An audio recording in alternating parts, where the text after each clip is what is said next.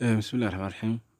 waxaan rabaa inaan idin sharaxo mosquitoda iyo life cycle-keeda. Waxay ka mid tahay waxyaabaha aadka muhiimsan. Qaybta aan sharaxi rabo waa mosquito collies oo caan ku ah meelaha biyaha fariistaan. Kow, waxay martaa life cycle lagu magacaabo mid dhammaystiran ah, 4 stage ka kooban. Marka hore waxay dhigtaa ukumo. Ukumahaas ay dhigto waxay u eg yihiin sida ukumo dhaadheer oo u samaysan sida bariiska oo kale. Ukumaha waxay dhigtaa inta badan xilliga guga. Ukumahaas way dilaacaan, waxaa soo baxa larvae oo Soomaaliya loo yaqaano lulume. Lulumahaas wuxuu maraa stage fara badan oo xub dhigasho ah, molting stage ah. Stagekaas xub dhigashada ah kadib wuu koraa, size-kiisii wuu weynaadaa. Wuxuu bilaabaa tubo inuu ku dhagsado biyaha dusha sare si ugu neefsado. Tubadaasi waa gas exchange-kiisa uu leeyahay. Mararka qaarkoodna wuxuu isticmaalaa gilis si biyaha uu isticmaalo.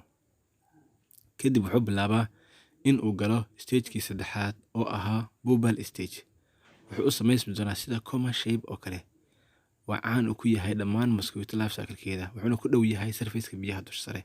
Wuxuuna la bixi doonaa 2 tubo oo hawo uu ku qaato. Stage-ka markuu noocan yahay waa bubble stage. Buuley ayaa lagu magacaabaa. Buuley ayaa lagu magacaabaa. Waana xilliga movement wax uusan cunaynin non-feeding stage lahaa. laakiin movement slow uu sameeyo oo jumping oo kala dooris oo kala markii biyaha ruxmaan. Markasta markii biyaha istaagaan wuxuu ku noqdaa meesha sare. Kadib wuxuu bilaabaa in uu stage-kiisii ka gudbo. Marka hore midabkii uu lahaa cagaarka ka gudbo midab uu noqdo marin ah. Kadib wuxuu ka dilaaci doonaa biyaha qaybta sare labada god ka fariihin ayuu ka dilaaci doonaa sida hadda arkaysa. Wuu ka dilaacay. Waxaa soo baxay stage-ka ugu dambeeyay oo ahaa adult stage. oo stage-ka ay noqon doonto mosquito caadi ah kuna istaagi doonto biyaha. Hadda waxaa arkaysaa inuu ka soo baxayo adult stage-ka oo dhammaystiran macluuhiisa hadda qarsoon yihiin. Hadda ayuu la baxaya hoosna laga tusay sida u eg yihiin. Hadda lugihii la baxay wuxuu dul dhigtay lugihii kor u qaatay lugihii biyihii ayuu dul saartay. Halkaas waxaa ku dhab markaa 4 stage aan ku sheegay.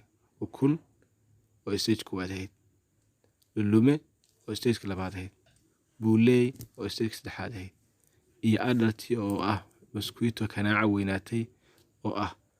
Intaas waxaa ku dhab markaa life cycle-keedii dhammaystirnaa. Halkaas ayuu ku dhan yahay. Hadda waxay bilowdaa in baalasha ay fidsato kadib ay doosho tartan ay samayso sidoo kale ukumihii ay biyaha dul saarato.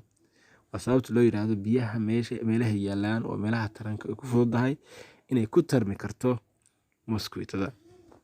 Marka saar la socdo insha Allah. Barshoonakan. Assalamu alaykum warahmatullahi wabarakatuh. Bismillah, fadlan saar subscribe si aan kugu soo gudbino casharro badan.